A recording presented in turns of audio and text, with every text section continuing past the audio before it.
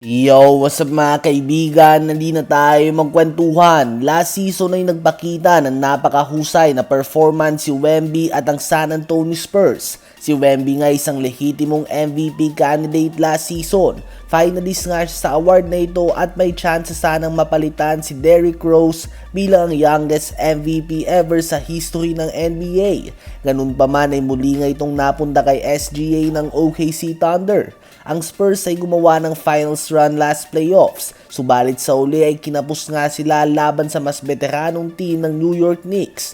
Inakala na madami na hindi na magmamatter o magfa-factor para sa Spurs ang experience dahil umabot na nga sila sa finals. Subalit dito nga sa finals ay kapansin-pansin ang lack of experience sila bilang mga players at pati na din sa coaching staff. Hindi pa nga alam nila Wemby kung kailan ba sila magte-take over.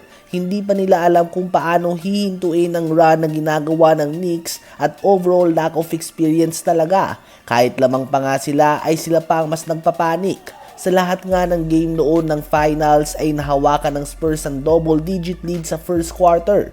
Kung marunong lang nga sila na alagaan ang kalamangan nila ay malamang sa malamang ay nawalis nga nila ang Knicks. Sila nga yung better team kung talent ang pag-uusapan, subalit mas marunong nga tumiming ang Knicks.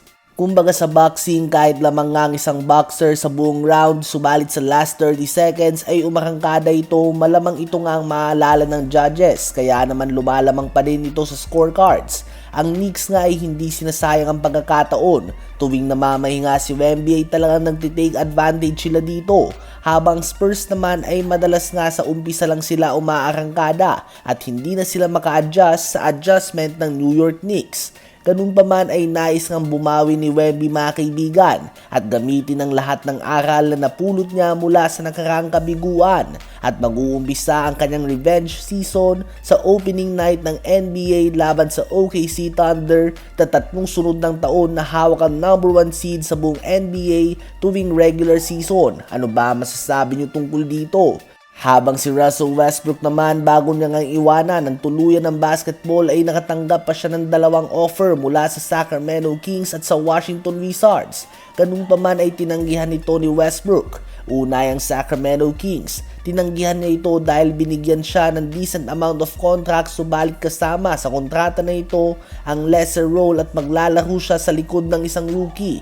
Kumbaga gagawin siyang mentor, subalit ko konting minuto lamang ang lalaruin niya, kaya naman tinalikuran niya ito. Habang sa Washington Wizards naman ay maliit lang din nga ang role na inoffer sa kanya at hindi pa garantiya ang minuto, kaya naman nagdesisyon na lamang ang triple-double king and former league MVP na magre-retire na siya sa sport ng basketball. At this nga nag-retire siya na may average pa na 15 points, 5.5 rebounds and 7 assists per game. Ano ba masasabi niyo tungkol dito?